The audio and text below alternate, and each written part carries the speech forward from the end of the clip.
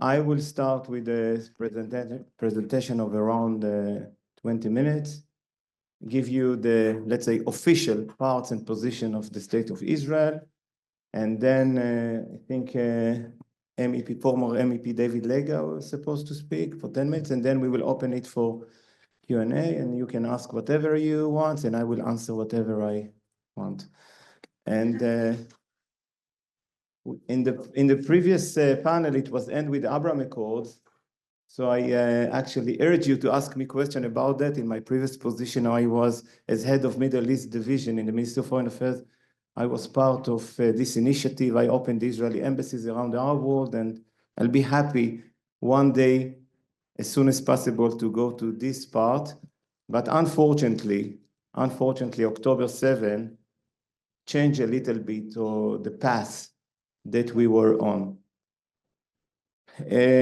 October 7, I'm going back to October 7 because the feeling is that people, media, tend to forget how we start this war. It was an unprovoked war by Hamas, Islamic Jihad, and others that stormed Israel, killed more than 1,100 people, thousands were injured, raped, and we need to go back to this point. The war did not started out of the blue. And I want also to remind you that since August 2005, Israel is not in Gaza. Israel disconnected from Gaza, left Gaza August 25, and since there was not a single Israeli soldier or citizen on the land of Gaza. And for almost 20 years, there was an opportunity for the people of Gaza and Hamas, who rule Gaza, to build something else. And on personal note, I can tell you that I was part of the team after the disengagement that vision what should Gaza look like. And we look into Singapore. It's serious. This is what we saw. They have sea, they have gas, there's desalination, exit to ports. And we saw that they will seize this opportunity. And I say this because when we talk, and we will speak maybe later about political horizon, it's not about Palestinian state. It's not about political horizon. There is no territorial dispute between Israel and so-called Gaza. When those people come, terrorists, murderers, did whatever they did, it was not because of lack of political horizon. It's pure jihadistic, Islamistic, brainwash, mass murder attack. And we need to go all the time again to this.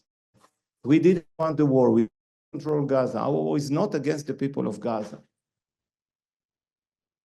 But maybe, and also we'll talk about Lebanon, this is an opportunity for the people of Gaza as well as the opportunity for the people of Lebanon. And in the case of Gaza, as well as in the case of Lebanon, appeasement led us to a war. Which means we try to contain it. Right now, the main issue that stands behind stopping the war is the issue of the hostages. 251 people were kidnapped, among them European citizens, US, other places. We succeed to release via a negotiation or military operation 150, and still today there are 101 hostages are still held in Gaza. And this war will not end until all those hostages will come back safely to Israel. This is a basic condition to end the war. I can tell you that most of the military objects of the war were achieved. Out of the 24 battalion of Hamas, Hamas was not a terror organization, it was a military basically was a military. 24 battalions in structure, chain of command.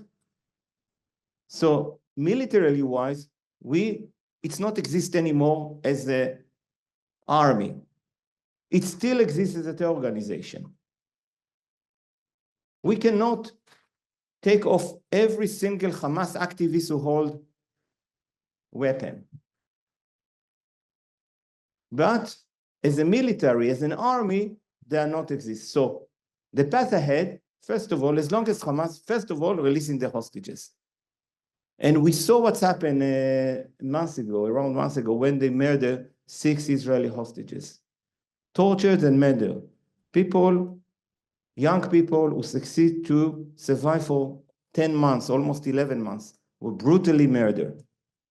It was one of the really bad days, worst days, dark days in Israel since October 7. And it's brought back to the table who are the people with whom we are handling. So first of all, releasing the hostages. And the future of Gaza, there is no future for Gaza as long as Hamas is controlling. So we need to find the right mechanism that Hamas will not control Gaza, do not have military power, and will not control Gaza. Those are the faces. And we keep reminding people all around where we are. And today you're going to hear a testimony by one of the survivors, Irit Lav, that will tell you what's happened there on October 7. So let's proceed.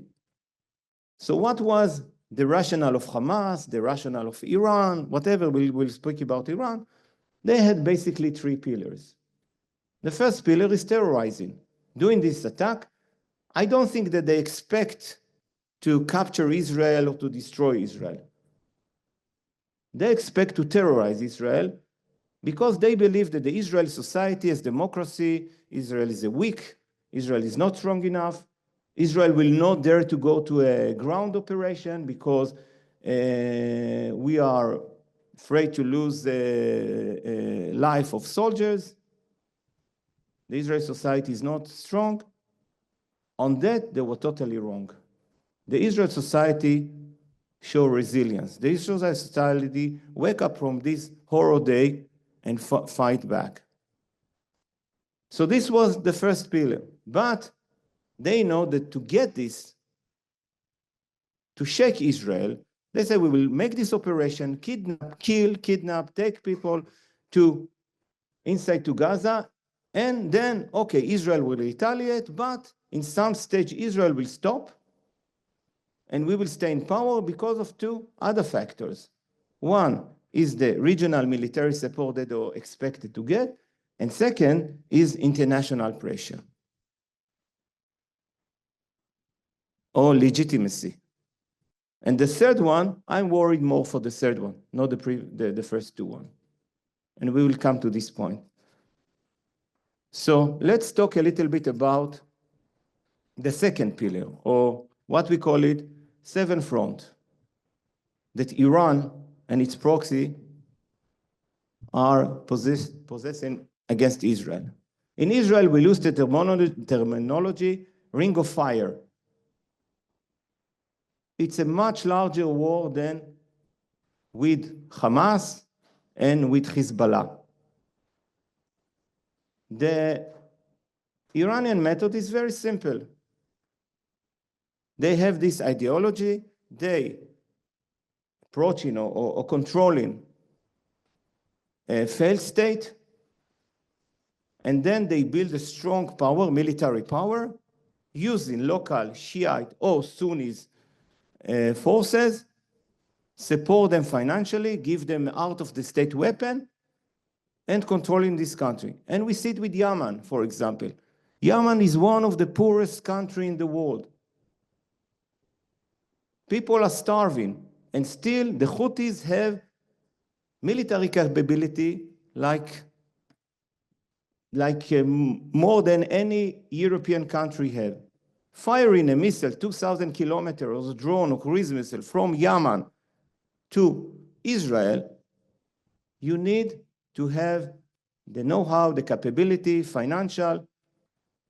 One missile like that can cost maybe 10 million euro. Imagine what you can do with 10 million euro in Yemen. But again, they don't care. Like Hezbollah do not care for Lebanon, and like in Syria and the militia in Iraq, and of course Gaza Strip and the West Bank. So, since October 7, October 8, Israel is fighting against 7 fronts. Yesterday, our Air Force attacked targets in Yemen, in Lebanon. Of course, in Gaza, we are still there. There are some incidents in Syria. We are protecting ourselves from drones that come from Iraq on a daily basis. I don't know how many countries in Europe can have this kind of war. Luckily, we have a strong Air Force and we have a strong society to cope with that. Those are not terror organizations, the Houthis, Hezbollah, the militia, the army, Hamas. It's not a small group of terror organization. It's a well-structured organization that use those failed states to control them, use the sources to attack or to spread their ideologically. First is Israel and next other places. And Iran do not care for what's going on in those places. They care for their own interest. And again, this doctrine that we are fighting, and Hamas was part of this doctrine. Maybe it did not coordinate it well, the attack of October 7, but it was part of this Iranian doctrine. And this thing lead us to Hezbollah in Lebanon. And let's go back again to the basic. October 8, Hezbollah initiate attacks against Israel. And again, the same method. Israel left Lebanon, unilaterally withdrew from Lebanon, 2000, May 2000, and there is no territorial dispute between Israel and Lebanon. Since October 8, Hezbollah launched more than 10,000 drones and whatever they have. They have 150,000, or they used to have. I'm not sure that they have it anymore, this amount of whatever you want, rockets, missiles, to attack any spot and place in Israel. There is no territorial dispute between Israel and Lebanon. Israel withdrew from Lebanon. There is a minor, few hundred meters of dispute that Hezbollah is claiming, but there is a UN Security Resolution 1701 from 2006. And this resolution says something very simple.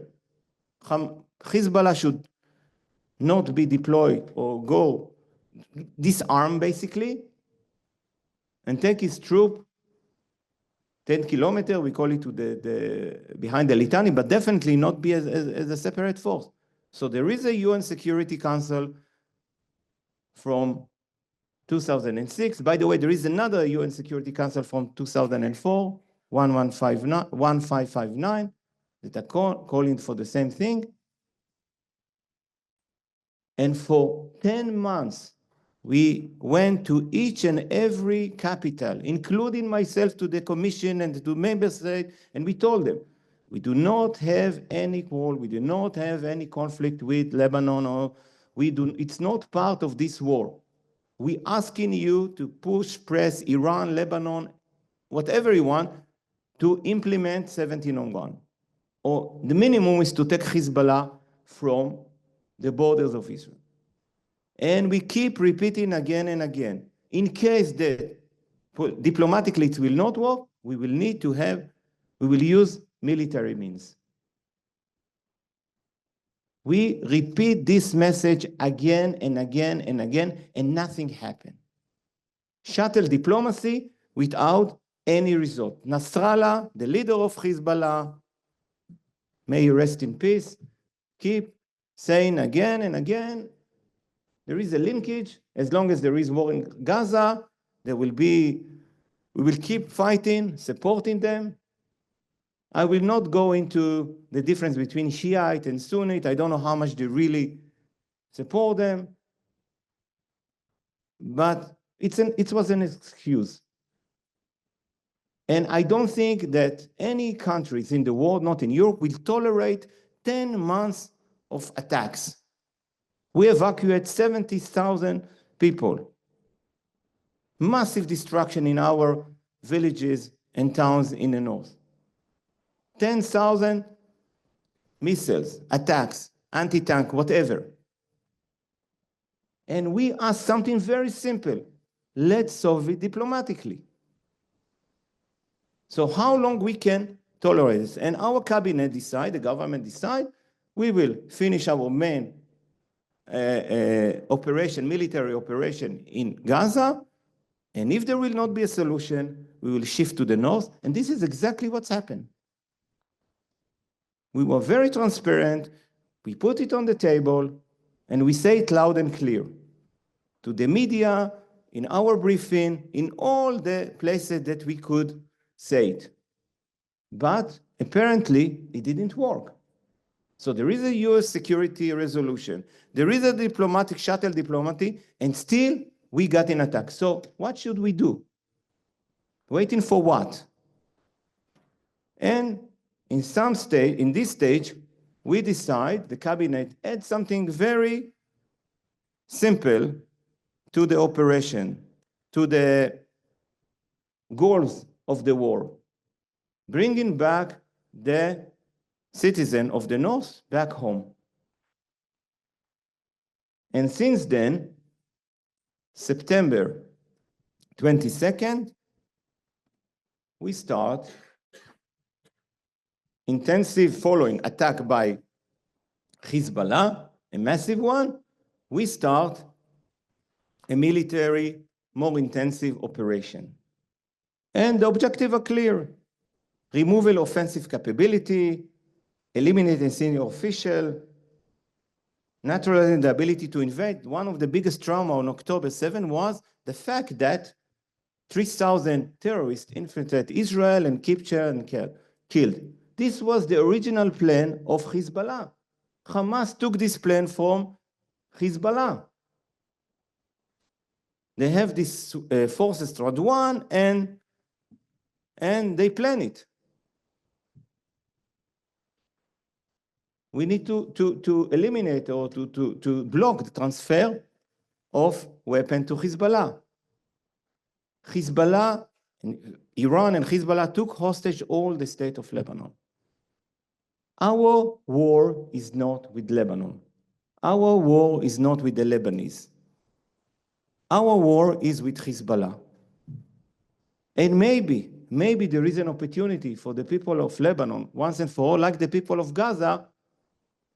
Maybe there is an opportunity here. Because I don't think that Nasrallah and his change of command, imagine this slide. This is Nasrallah and his change of command.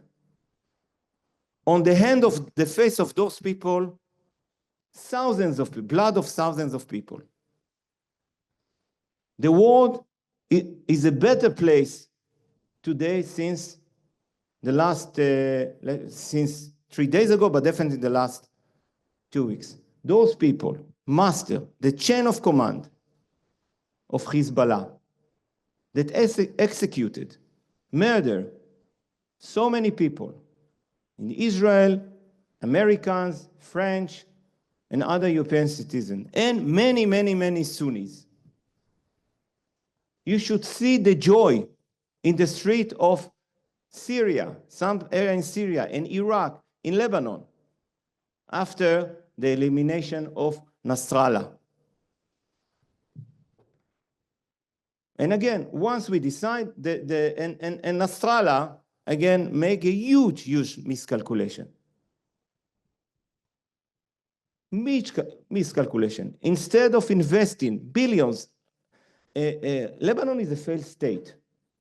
And imagine how many billions it takes to build such an infrastructure of military infrastructure. The same as in Gaza.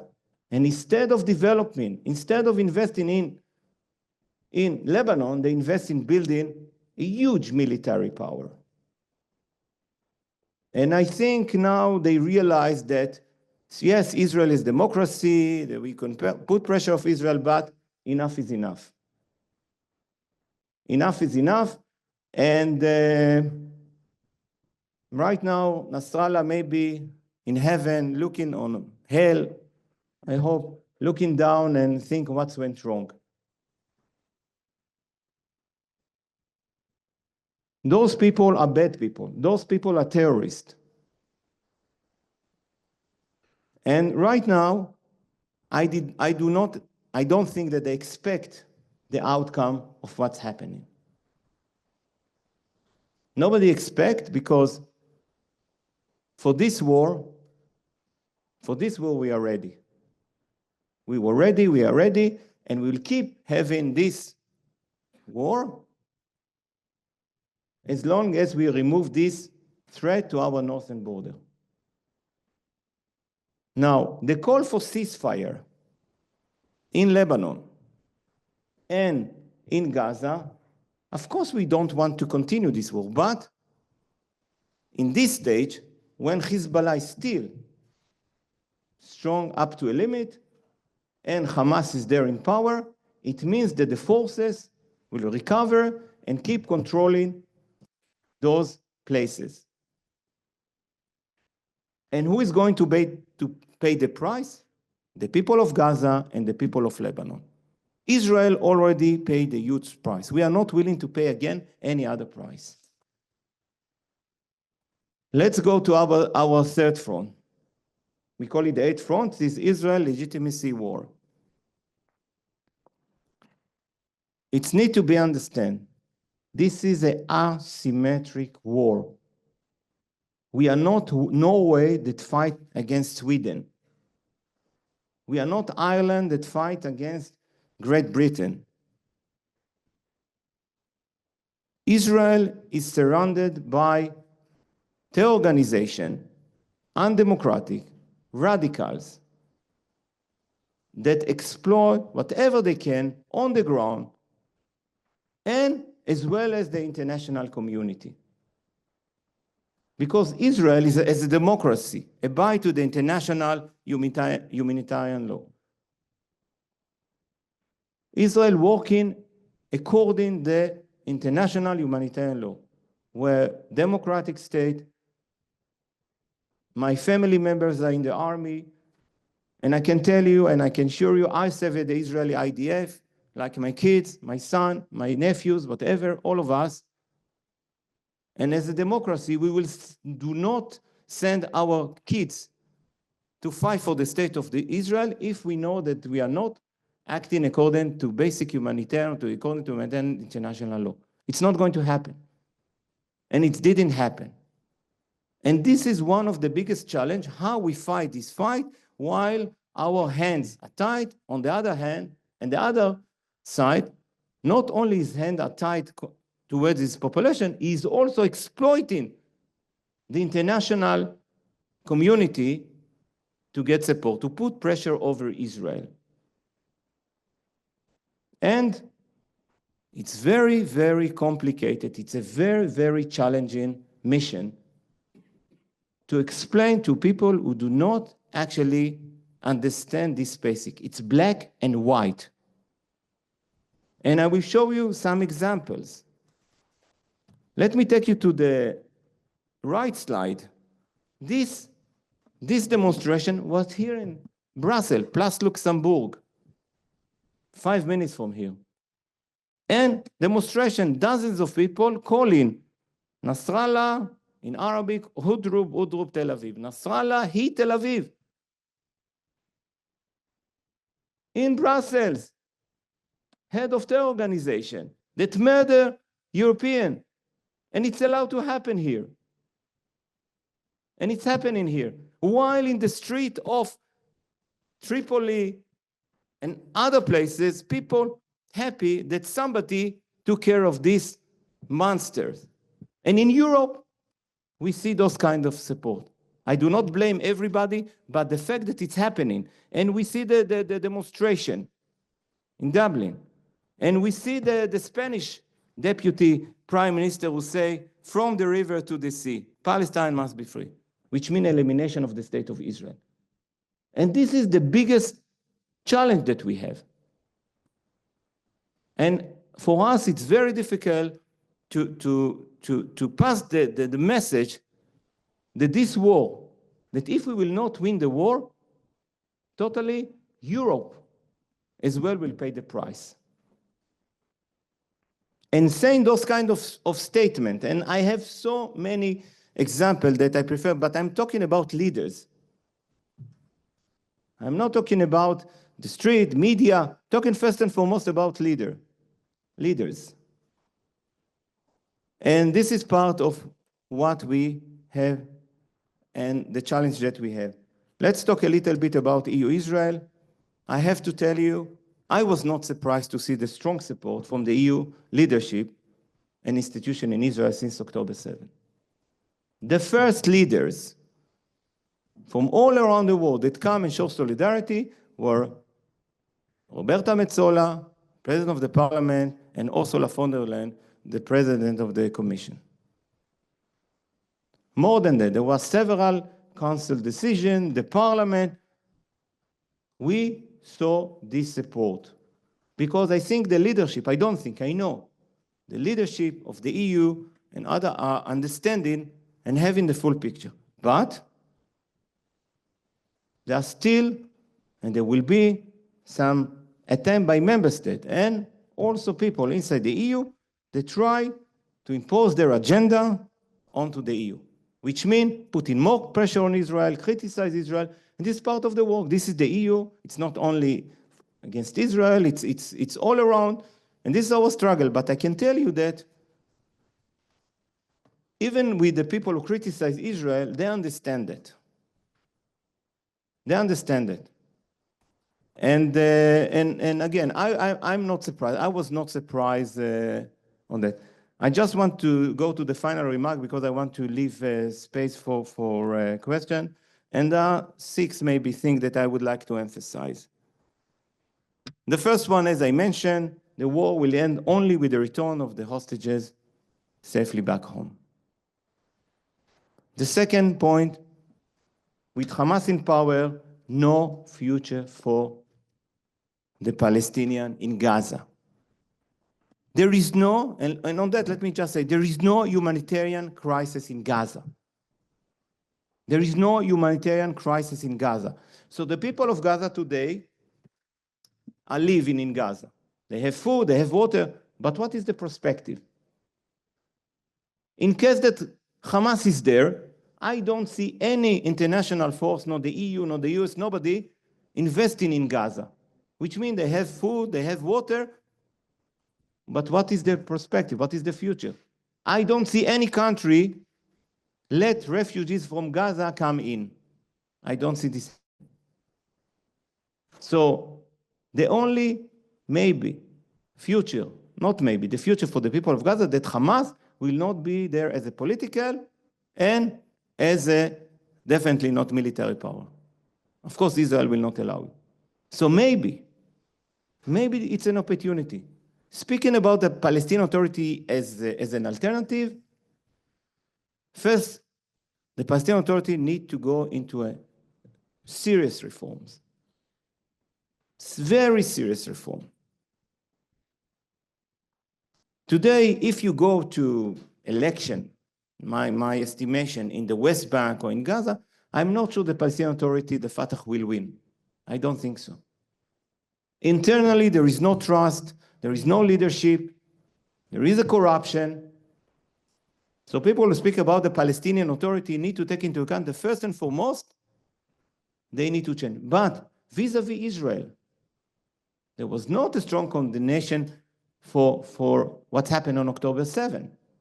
They did not condemn it. They still did not change the textbook. When I speak about reform, change the textbook.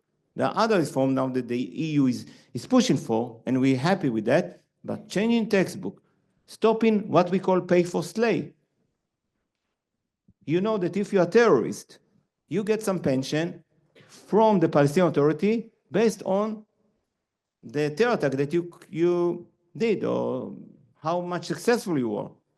The more you kill, you get more. The more you stay in prison, you get more. And this money as well comes from the international community, not directly to them, but the international community who support the Palestinian Authority.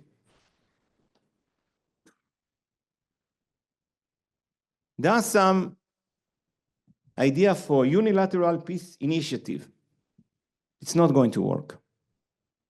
Nobody can impose any peace initiative upon Israel without talking to Israel.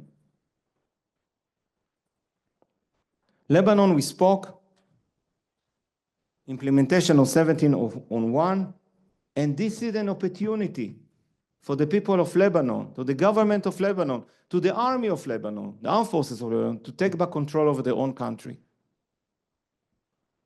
Iran. Iran is the pillar for all this stability. There should be more sanction on Iran. Appeasement is not the way to handle Iran. And finally, the win of Israel, a win for Israel is a win for Europe. Loud and clear, very simple.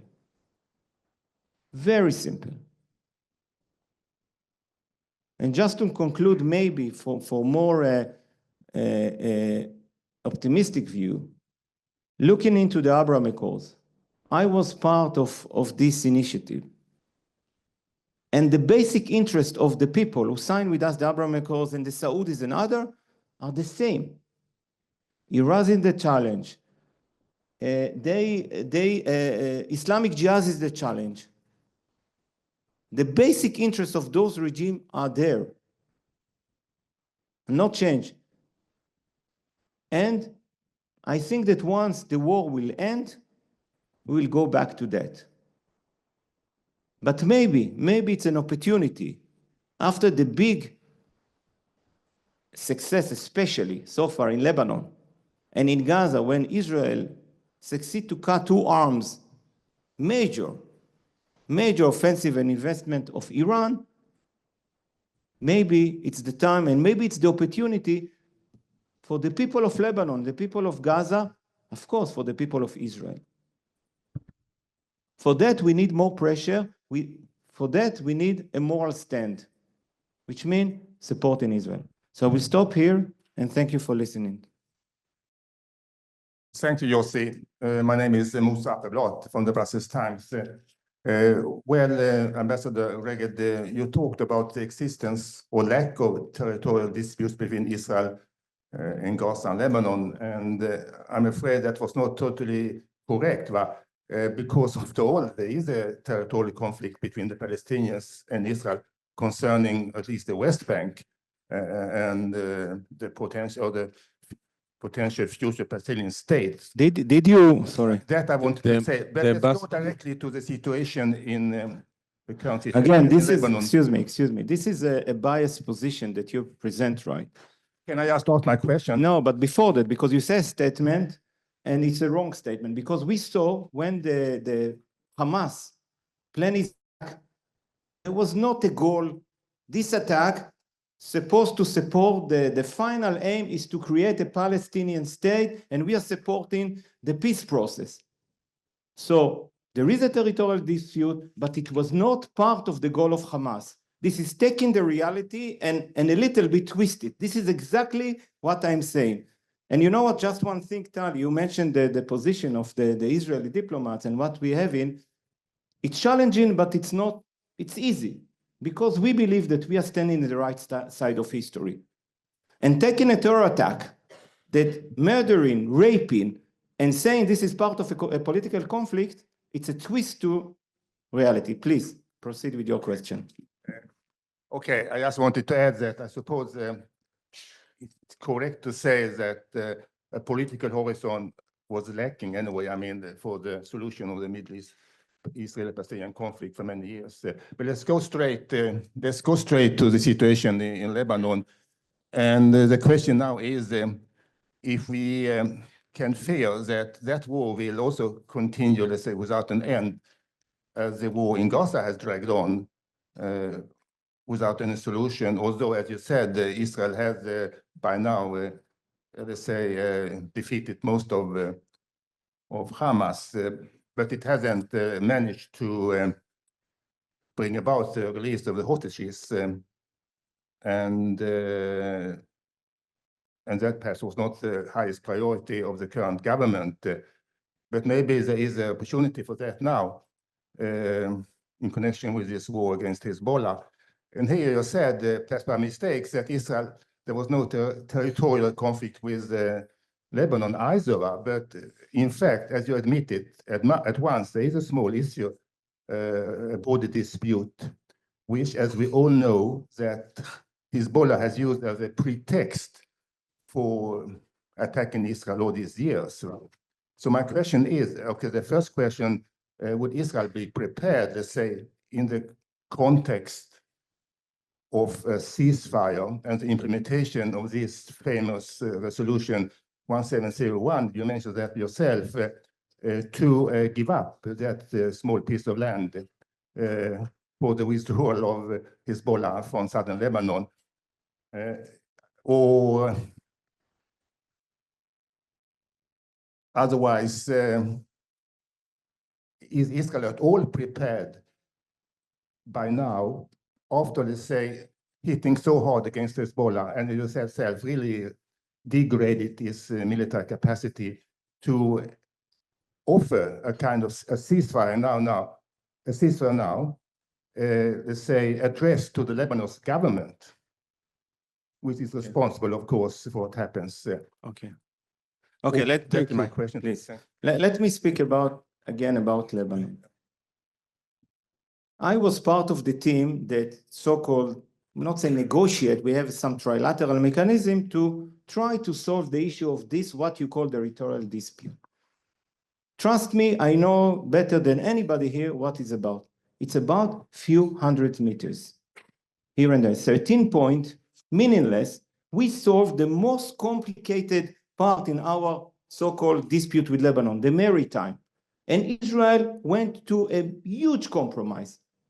Now, let's say that there is, and the Security Council resolution 1701 say exactly what needs to be done.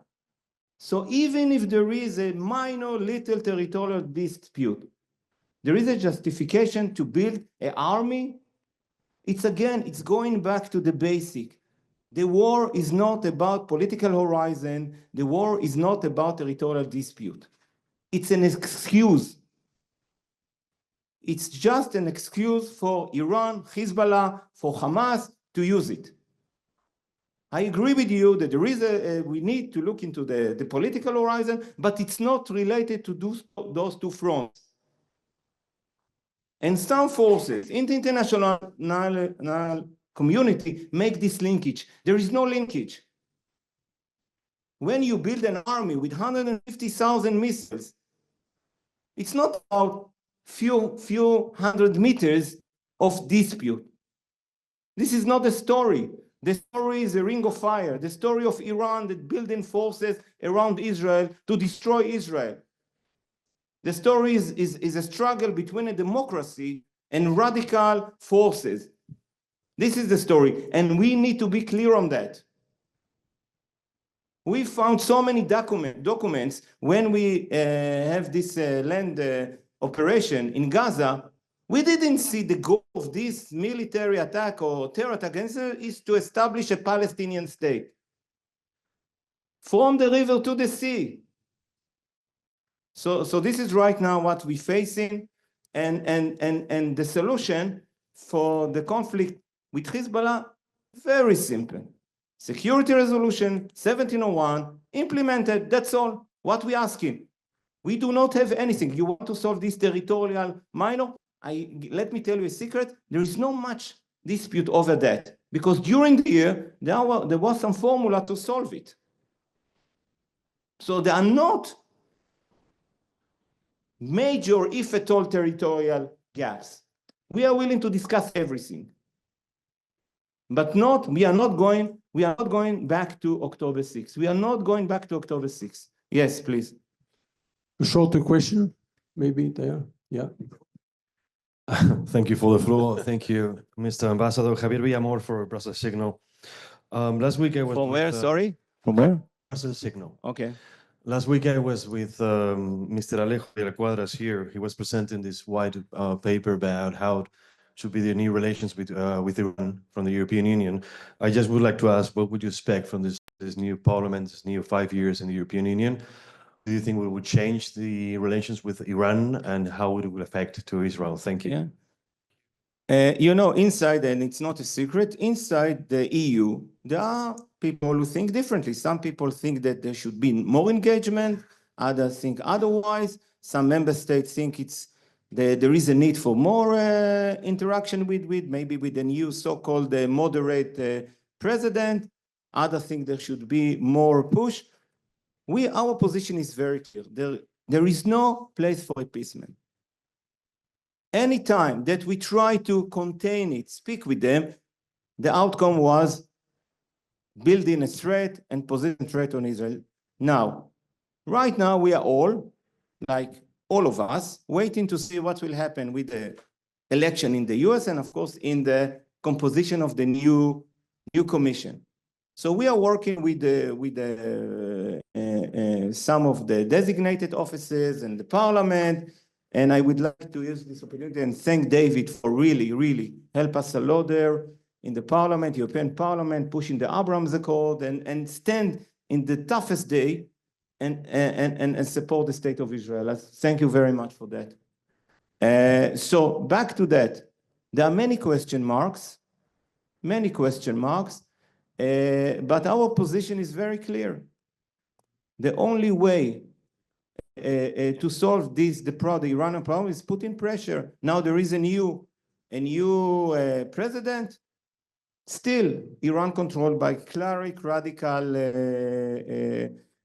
group of religions. So, but again, we are all waiting to see, and in the meantime, we are pushing. We hope to see very soon that the EU will put another set of sanctions over some elements in Iran. Hopefully, it will be in the coming two weeks or whatever. So this is something that we really looking forward, and hopefully it will be larger in the future, putting all the guards under those sanctions. Okay. Yes, please. There's a question from Michael Murphy from the Telegraph. Yes. Yeah. Yes. Hello. Thank you, Ambassador. At every stage of this conflict, you've had member states of the EU and along with international pundits and journalists warning against escalation, saying that Iran will strike back, Hezbollah will strike back. And it seems like some of this has been taking the saber-rattling from Hezbollah and Iran at face value. And it's early days, but it seems to be that they haven't responded with the vigor that a lot of these entities have anticipated. Did Israel know something that the EU and international organizations didn't? What was your assessment of what the likely response was going to be, for example, with the recent action taken in Lebanon? We are, one of our biggest, maybe, I will not say mistake, but one of the things that we missed in October 7, that, we look into the intention, less into the capabilities. We know that Hamas is there. We know that Hamas is the organization. We know that Hamas is willing and wants to kill, rape, but we saw that maybe he still have some responsibility over the people of Gaza, and he will know there. Right now, we are more and more looking into capability and less into intention. So Hezbollah still have capability, and Iran still have the capability, and we are taking into account that they are preparing for something. So we are ready for that. And as our prime ministers say on the stage of the UN Assembly, we know to reach every point in Iran and other places in the Middle East. So our assumption that they are planning something, if they will do it or not, but we definitely going to respond. I think that there was since October 7, after the last year that we passed, you see how the Israel society came up from this really dark day and see how we are performing as a society, as an army, as a military. Really amazing outcome. So we are ready for that. And I think the fact that in a single day we can attack several fronts at the same time, it's a clear message. It's a clear message to the region. You cannot be weak in the Middle East. You cannot appease therein, unfortunately. Fortunately or unfortunately, Israel located in the Middle East, not in the heart of Europe. So this is what we have. Yes. Next question. Yeah. Next question. Yeah. Andy Vermout from indegazette.be. One clear question. The Israel ambassador to Belgium posted a clip on social media which extreme pro-Palestinian group calls for attacks on Tel Aviv. How can the Belgian government address your concerns that support for terrorist groups is being tolerated, overlooked, also in other European countries? What do you expect from the Belgian government in these matters, and what do you expect from the other European governments? I'm not jealous in some of my colleagues in some capitals. Some people think that the toughest job is to be ambassador of the EU. I think there are other capitals that, and you mentioned one of them, to be ambassadors. This is our expectation. The expectation is governments, not only in Belgium, also in another place, will not allow this to happen. We are, we as a democracy, we understand what is the meaning of demonstration. And when we have some disagreement with the EU, we do not ask the EU to adopt the Israeli government position. We understand that. In Israel, I don't think that there are any other countries in the world that you have more demonstration like in Israel. Even in those days. So we don't have any, but there is a line, and this is what I try to say in the previous part, between legitimate criticism and crossing the boards to where legitimize terror attacks. Colin, I don't think that any government should allow these things to happen. So my colleague and friend, ambassador to Belgium and other ambassadors, and David Lega spoke with Sweden and Ireland and Norway and other places. We are raising this issue. Sometimes the responses are tough, sometimes not, but this is part of our struggle. I mean, again, the fine line between legitimate demonstration and you see what's happened. It's not an easy task, and we're expecting from the government to be more tough on that, because at the end of the road, once you allow it, it will come back to you, here, to Europe. This is the war, first and foremost, of Israel, but it's not only our war. And once you don't have a clear, okay, so you allow it against Israel, fine, let them shout. The war will end it. And what those people will do? They had the legitimacy to start, maybe to do other things, or to use these rhetorics here, inside Europe. Yes, please. Next question. Yeah, there, over there. Oh, sorry. The camera was obscuring my vision. Thank you.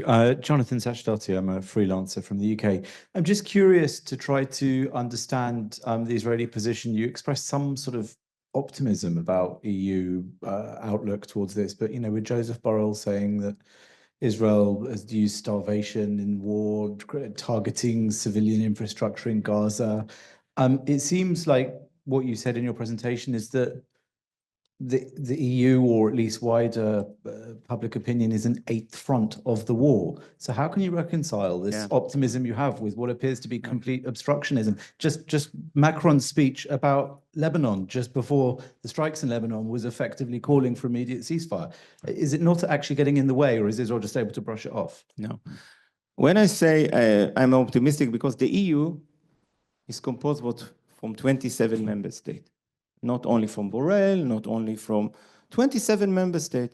If you take the overall 27 member states, I'm not the ambassador to France or in London or Belgium. I'm looking at the overall picture. And the overall picture, when you look at the council position, when you look into the parliament position, this is, so Borrell say things, but other thing. But at the end of the road, we are looking into the overall picture, and you heard from David Lega, it's challenging, but we also looking ahead. We are looking into the composition of the new position in the EU and the parliament.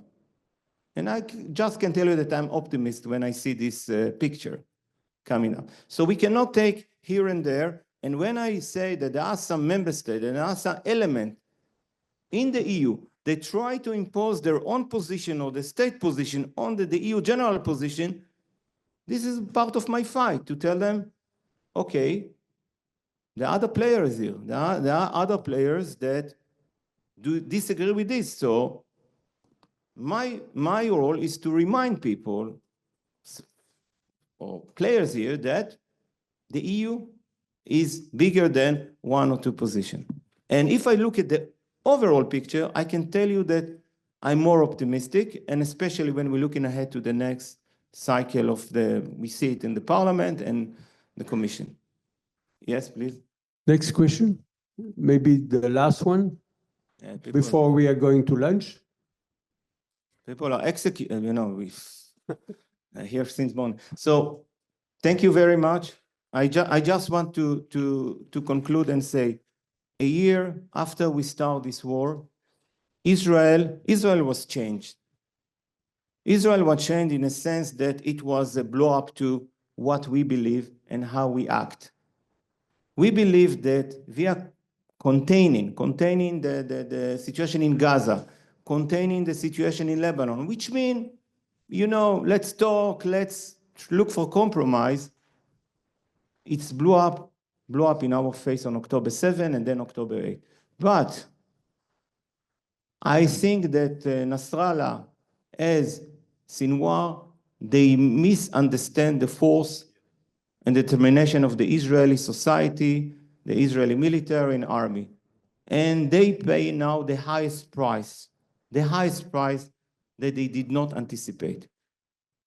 And again, my challenge here is to explain this point, and to pass this point. To pass this point that a win for Israel is a win for Europe. So thank you very much. Thank you, Ambassador Regev. Thank you very much.